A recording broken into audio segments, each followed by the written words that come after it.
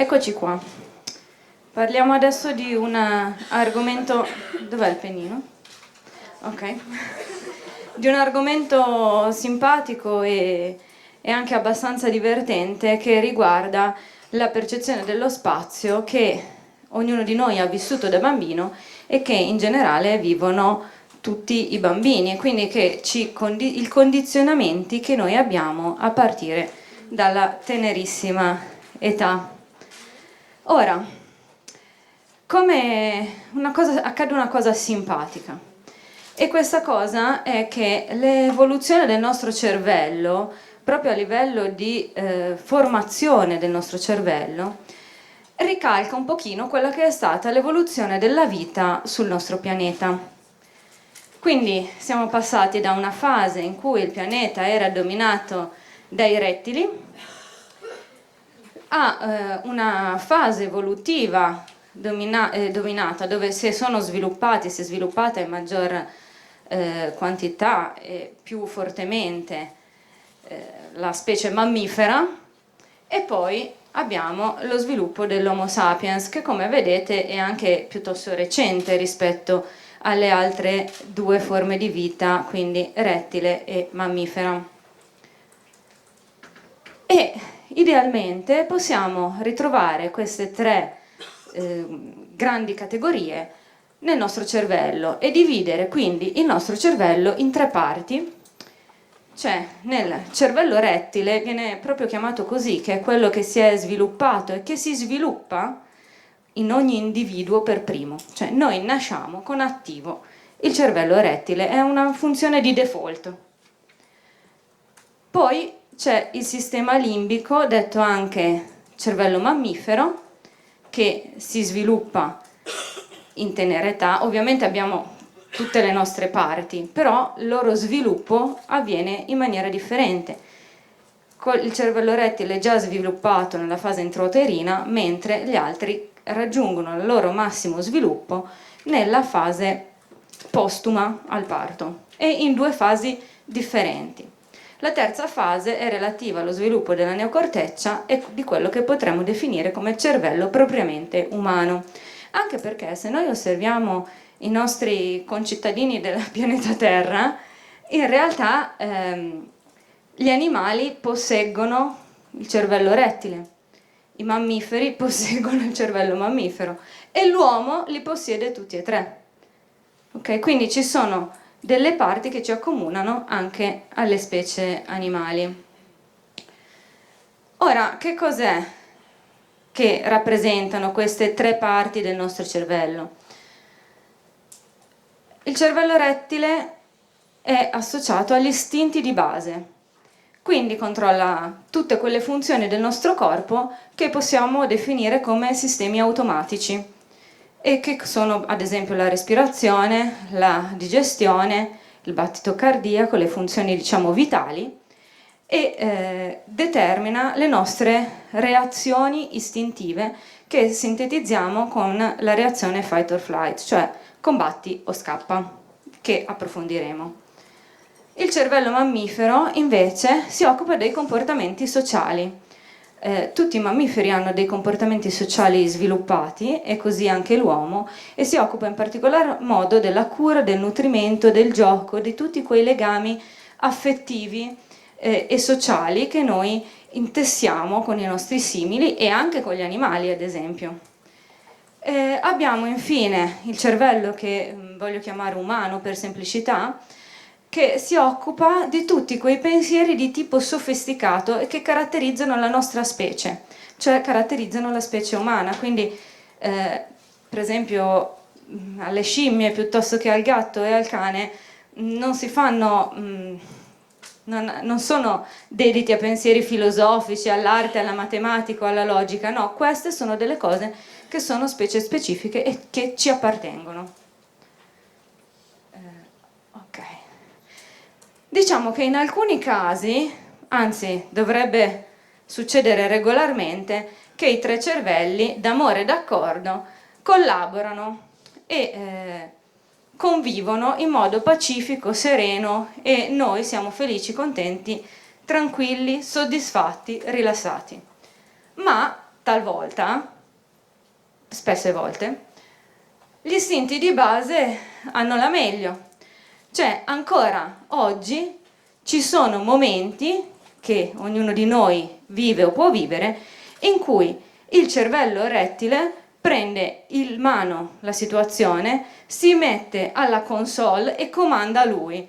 Queste situazioni sono tutte le situazioni che coinvolgono il nostro possibile pericolo di vita, quindi tutte le volte che noi ci sentiamo sotto attacco per un qualsiasi motivo, allora il cervello rettile dice ai ai ai, fermi tutti qua, da adesso in questo momento comando io e mi attiva la reazione fight or flight. Quindi si mangia tutta la componente umana e di tutti i nostri pensieri sofisticati se ne fa un baffo e dice addio, da adesso si fa come dico io, e da qui scaturiscono delle reazioni di cui spesso noi stessi ci stupiamo.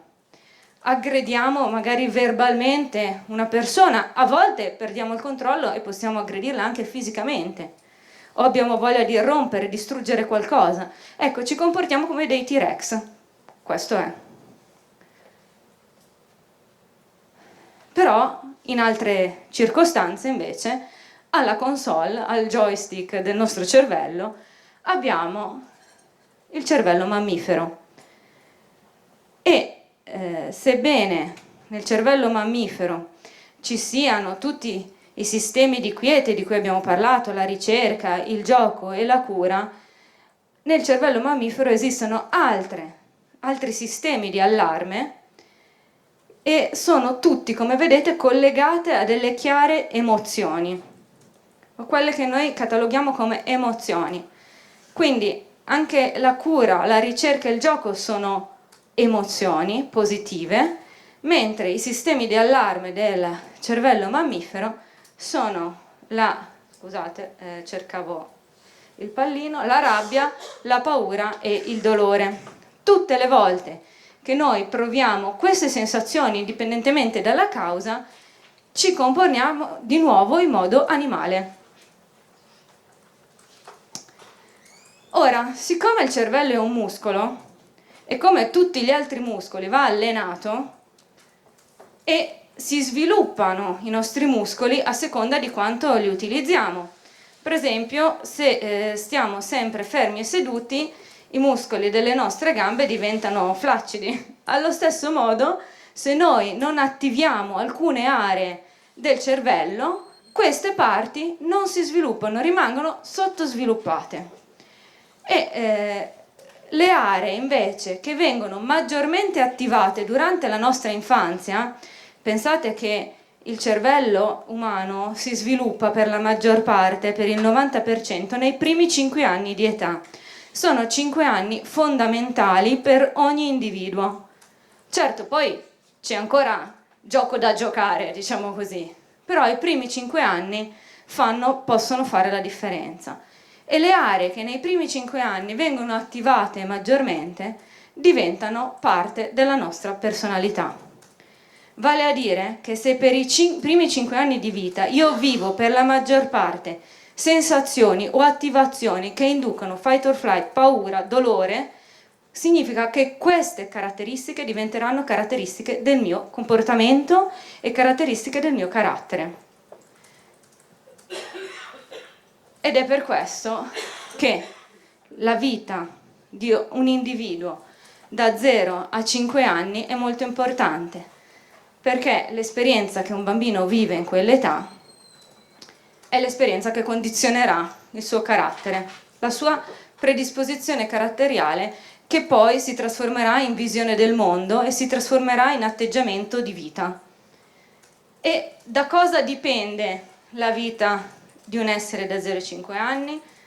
Dipende chiaramente dalla famiglia, che è una componente molto importante, dipende dall'ambiente sociale, l'asilo nido, la scuola materna, i nonni, gli zii, i cugini, gli amichetti, ma dipende anche dal Feng Shui, ovvero dall'ambiente fisico, naturale o costruito in cui il bambino si trova a muovere le sue prime esperienze.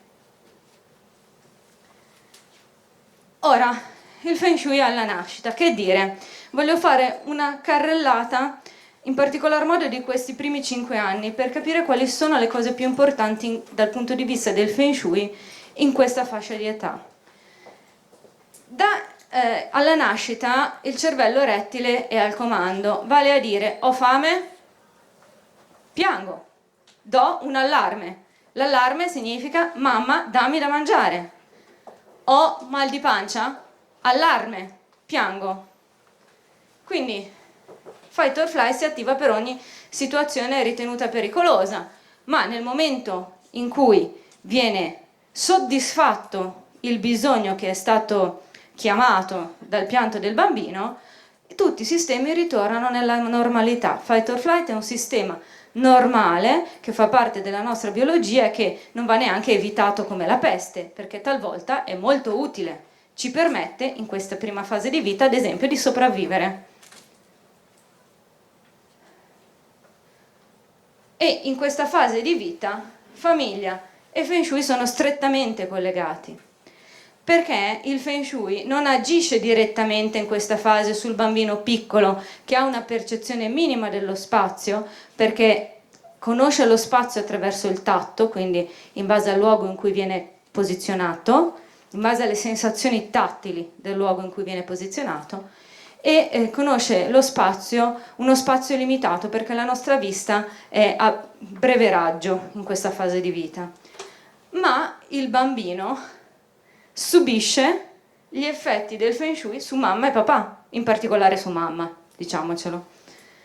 E di conseguenza, se mamma ha attivati nel proprio corpo la reazione fight or flight piuttosto che un altro sistema di allarme mammiferi, vuol dire che ha in circolo ormoni dello stress, ha in circolo ormoni che trasmetterà al bambino proprio fisicamente, ad esempio mediante l'allattamento, ma non solo.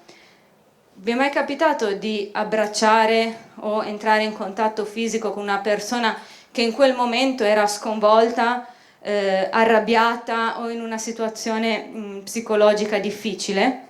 Vi sarà capitato? Avete fisicamente e empaticamente percepito il suo stato di alterazione e il bambino questi ricettori ce li ha belli attivi. Un'altra cosa, siccome in questa fase il bambino non smette da solo di piangere, non può smettere da solo di piangere perché non ha ancora il sistema della cura attivato, se mamma non lo cura, il bambino a un certo punto però fisicamente smette di piangere. Che cosa significa? Significa che gli ormoni dello stress sono andati talmente oltre nel suo corpo che siamo passati alla fine, siamo arrivati alla reazione fight or flight, che è congelamento. Ha congelato quella situazione, l'ha congelata e catalogata come una cosa che non va bene e quindi imparerà a reprimere, sopprimere. Ok, andiamo oltre e passiamo in una fase successiva che posso individuare tra i 6 e i 2 anni, ma che dipende dallo sviluppo psicomotorio di ogni bambino, perché c'è chi inizia a muoversi nello spazio a 6 mesi gattonando e che inizierà molto dopo. Va bene ugualmente. Ok, quando siamo in questa fase il cervello mammifero si è acceso perché il bambino ha iniziato ad assorbire dalla mamma il senso di cura, la mamma è arrivata, l'ha calmato e ha appreso, ha sviluppato queste aree del suo cervello. E quindi ora ci troviamo in una fase dove si gioca il gioco dello sviluppo tra i sistemi di allarme mammiferi e rettili, non rettiliani, che poi si va in qualche strano, mi sembra di parlare dei visitors, e poi ai sistemi di quiete e cura. E di nuovo ci dobbiamo chiedere quali tra questi si attivano maggiormente. E quando lavoriamo ad esempio con il Feng Shui, naturalmente dobbiamo puntare ad attivare maggiormente gli stimoli positivi. In questo caso è un momento in cui famiglia e Feng Shui sono molto importanti e nel caso il bambino frequenti un nido, ovviamente rientra anche l'ambiente sociale.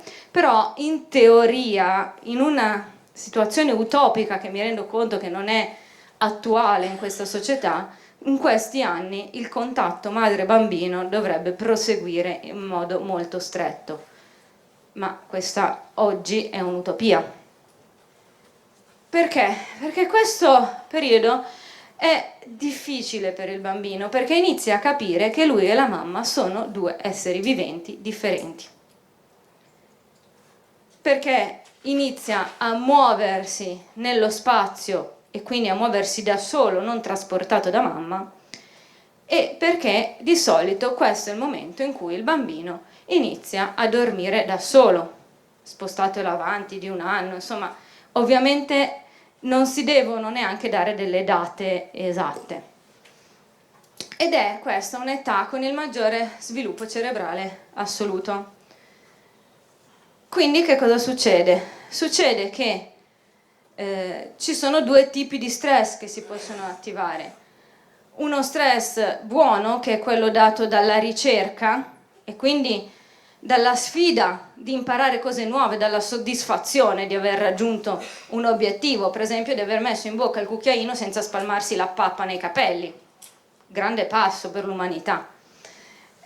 E quindi c'è un'attivazione di adrenalina perché c'è un impegno, ma poi questa viene combinata con altri ormoni, per esempio la dopamina e la serotonina, che riequilibrano il sistema e portano al raggiungimento di nuovi gradini dello sviluppo. Ma c'è anche uno stress cattivo, e cioè che comporta l'attivazione ad alti livelli di ormoni nello stress che poi non vengono sfogati nella sfida e che rimangono in circolo per lunghi periodi nel corpo e nel cervello. Ora, quando noi ci occupiamo dello spazio dal punto di vista dei bambini, dobbiamo tenere in considerazione questi due grandi sistemi, perché noi vogliamo, attraverso le informazioni spaziali, che non sono sufficienti, chiaro, ci va anche la famiglia dietro, ma ora ci occupiamo di questo, vogliamo attraverso le informazioni spaziali eliminare lo stress cattivo e invece attivare i sistemi di quiete e di cura, ricerca, gioco. Quindi bisogna andare a cercare spazi che sostengano questa, che rispecchino, diciamo, questo schema. Ora entriamo un pochino più nel concreto. Come priorità 1 bisogna evitare di attivare le fonti di stress cattivo, fight or flight, rabbia, paura, dolore. E come si fa? Soddisfacendo anzitutto il primo istinto di ogni essere umano, che è l'istinto di aver salva la pelle, e quindi si trasforma in senso di protezione. Senso di protezione, come lo attiviamo? Lo attiviamo, adesso qui vi ho messo due immagini che vogliono essere da esempio, creando ambienti compatti, chiusi, piccoli, su misura. Lo spazio aperto è troppo grande da gestire per un bambino, troppo grande. Vedete come questa cameretta, che può essere spaziale da un punto di vista estetico, e magari il genitore pensa di fare una roba super, in realtà sta rompendo i confini della stanza, sta dando un'informazione di aperto, ma a livello specie specifico il troppo aperto è uguale al pericolo, perché troppo aperto uguale posso essere preso. Il bambino istintivamente si nasconde, si infila ovunque, anche nella lavastoviglie se non state attenti, perché è uno spazio piccolo, protetto, nascosto, e questo per lui significa sicurezza.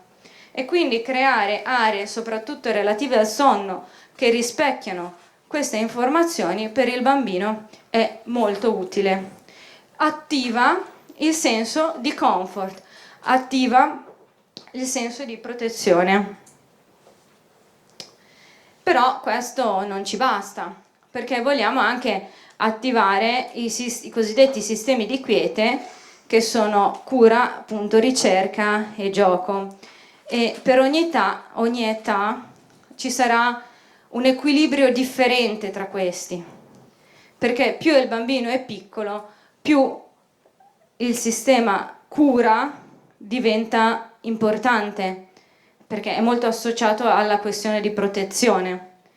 E la protezione e sentirsi protetti dipende dalle prestazioni fisiche che abbiamo. Scappare a gattoni o scappare correndo fa una bella differenza. Ora, senso di comfort, da che cosa è dato? Da arredi, oggetti, tessuti che sono caldi e morbidi. Caldo e morbido è il corpo della mamma.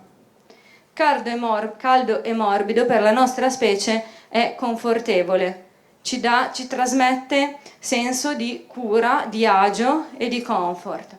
Per cui di nuovo guardate questo spazio gioco pensato per bambini piccoli, che lo trovo veramente allucinante da manicomio. Di nuovo abbiamo bianco, freddo, duro e anche con queste conformazioni nere veramente inquietanti. Tra l'altro il bambino fino a 2 anni ha un raggio di movimento minimo, non ha bisogno di chissà quali aree, di una cameretta di 300 metri quadri, perché si sentirebbe solo disperso e abbandonato. Cos'altro ci dà il senso di comfort? La qualità del pavimento. Allora, tante volte direi, mamme, mettetevi in pantaloncini corti e maglietta e fate un giro camminando o strisciando per casa. La qualità del pavimento, che è la cosa con cui la caratteristica dell'ambiente con cui il bambino entra maggiormente in contatto, perché si muove con molte parti del corpo a contatto col pavimento, deve essere anche questo caldo. C'è differenza tra muoversi su un parquet o su un tappeto o muoversi su del marmo o su una piastrella gelida. Tra l'altro, a livello proprio umano, noi associamo la terra alla figura della madre. Quindi il bambino che cammina e gattona e striscia e rotola su un pavimento freddo crea nella sua mente un'immagine della mamma come fredda e respingente. Diverso è strisciare o muoversi su un parquet o su un tappeto che ricorda la mamma e rinforza il concetto di mamma morbida e accogliente, disposta a soddisfare i miei bisogni. Ok, passo avanti. Il cervello mammifero diventa dominante. Ok? Il sistema rettile non muore mai. Finché abbiamo vita, esiste e si attiva ogni qualvolta il nostro organismo lo ritiene necessario. Però adesso alla console, tra i 2 e i 5 anni circa, c'è il cervello mammifero. E quali sono gli elementi, diciamo i macro elementi che ci condizionano? Naturalmente la famiglia rimane un nodo molto importante, naturalmente l'ambiente rimane molto importante, ma c'è anche l'ambiente inteso come ambiente sociale. Ambiente sociale è la scuola, l'asilo, la scuola materna, ma anche la scuola materna non solo da un punto di vista dell'educatrice, ma anche da un punto di vista dell'ambiente della scuola materna, proprio come è fatta la scuola materna. Ora, si è parlato tanto di scuole materne con varie ideologie che tengono conto, penso a quella montessoriana piuttosto che steineriana, eccetera, tengono conto degli arredi, ad esempio. Ok, sicuramente è stato importante la pensata, che è stata vista come geniale, di prendere degli arredi a misura di bambino, però non si esaurisce tutto nei centimetri di altezza del tavolo. è una parte importante, ma non è l'unica. Ora, quindi di nuovo, qua dobbiamo disattivare questi sistemi, attivare i sistemi di quiete. Il senso di comfort ci è utile, ma lo possiamo ridurre perché dobbiamo andare un pochino verso la ricerca. Insomma, bisogna permettere e consentire al bambino di svilupparsi, di crescere, perché molto spesso c'è anche questo problema, cioè che viene tenuto indietro, non si dà il permesso di crescere, di distaccarsi poi definitivamente da mamma.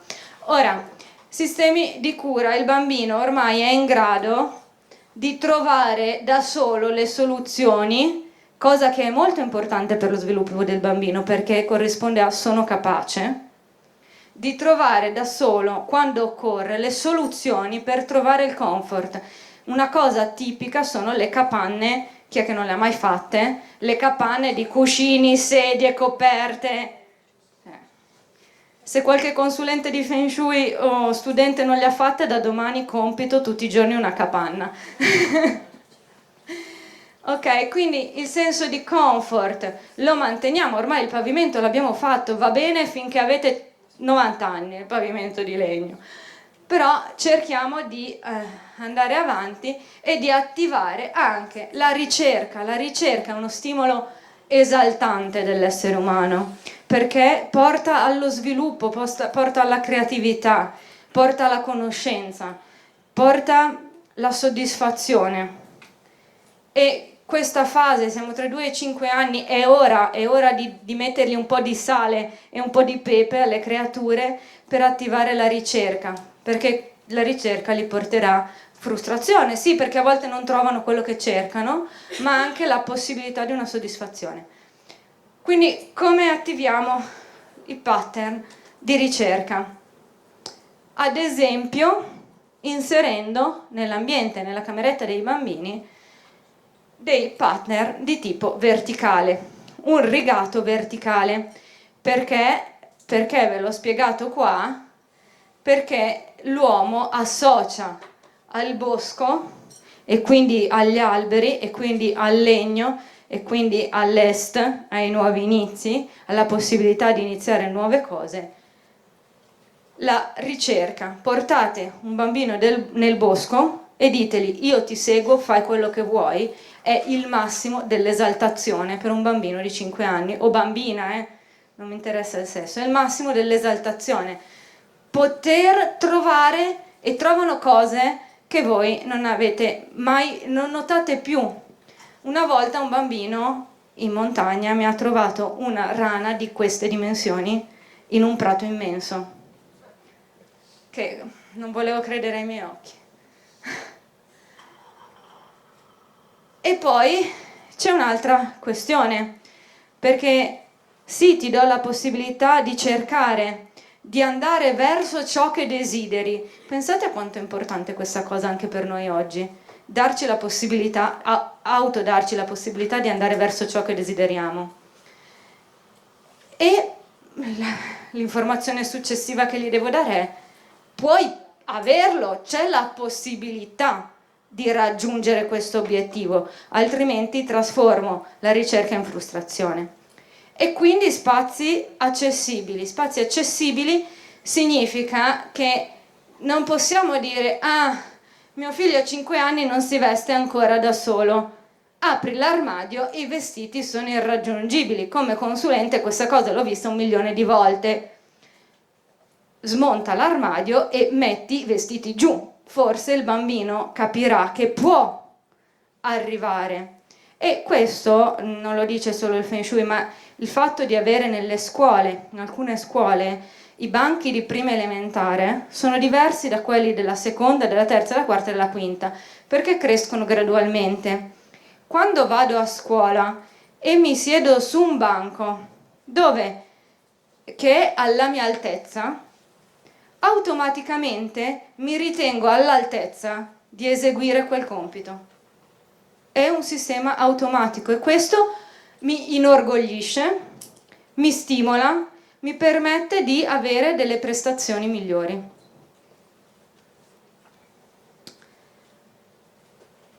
Ok, che cosa succede dopo i 5 anni? Molti dei giochi sono stati fatti, ma c'è ancora tanto da imparare, insomma, dai 5 anni in avanti abbiamo ancora molto sviluppo da percorrere e di nuovo abbiamo però da tenere in considerazione il Feng Shui. E la cosa più importante è che in questa fase andremo a sviluppare proprio la nostra componente più squisitamente umana. Quindi non per questo cadono i principi che abbiamo seguito fino ad ora, perché anche se stiamo sviluppando una coscienza umana, la coscienza superiore, stiamo sviluppando l'io e il nostro carattere, quello che sarà, il senso di protezione, il senso di comfort, l'attivazione della ricerca e la sensazione di spazi accessibili rimane importante e fondamentale, direi, per tutta la vita.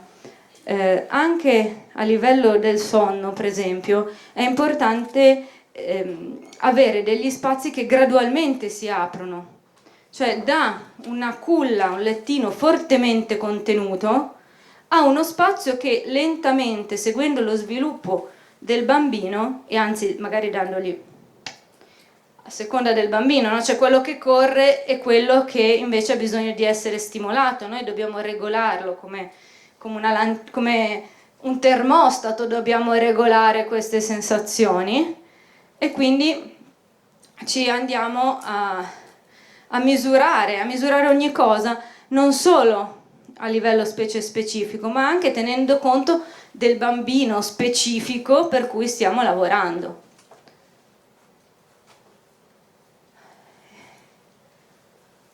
E si arriva in questa fase dove piano piano li abbiamo fatti diventare sempre più grandi, ai 10 anni circa, e questa è un'altra fase importante perché questa è la fase in cui il nostro piccolo ominide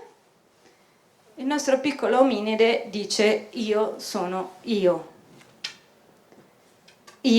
sono un individuo e tu, anche se sei mia madre, anche se sei mio padre, mi devi completamente rispettare. E istintivamente, se è andato tutto bene fino ad ora, mettiamola così, se fino ad ora è andato tutto bene, punterai i piedi, magari anche prima dei 10 anni, punterai i piedi per dire io sono io. E che cosa cercherai in questo? L'affermazione del territorio. E con l'affermazione del territorio si attivano i sistemi più superiori di privacy, affermazione del sé e poi sviluppo della personalità individuale. Quindi vi dirà questa è camera mia e tu qui dentro senza il mio permesso non ci entri. E così sia. Che esploda quella camera. Perché attraverso l'esplosione imparerà il riordino, ad esempio, o imparerà che se il territorio è suo è un suo piacere tanto quanto una sua responsabilità. E l'affermazione del territorio è molto importante perché è l'affermazione dei confini tra me e l'altro.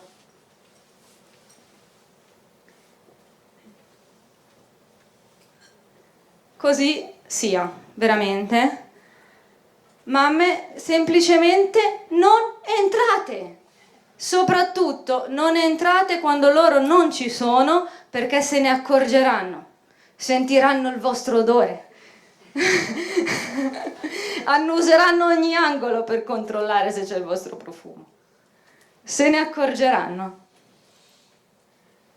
In questa fase, potendo, e in un mondo utopico nuovamente per quella che è la nostra società, l'ideale sarebbe avere una cameretta veramente tutta per sé. Una cameretta tutta per sé che non tutti e non in tutte le situazioni possiamo permetterci. Che si fa? a costo di disegnare un cerchio sul pavimento, si definisce un'area della cameretta che è sua e un'area che è dell'eventuale fratello, e si insegna all'eventuale fratello a non varcare quel confine senza autorizzazione, perché poi basterà dire posso venire e sarà sempre un sì, al 90% sarà un sì. Ma questo si può risolvere, anche uno spazio piccolo può avere questa linea di confine. E il rispetto di questo spazio è molto importante per lo sviluppo della personalità del bambino. Bene, ragazzi, grazie e passo il microfono così dai le indicazioni.